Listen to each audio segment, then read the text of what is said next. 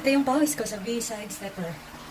Grabe, mas intense siya. Mas pagod ako dito kaysa sa treadmill. Yung treadmill nakakapagod, pero ito, wala pang 3 minutes.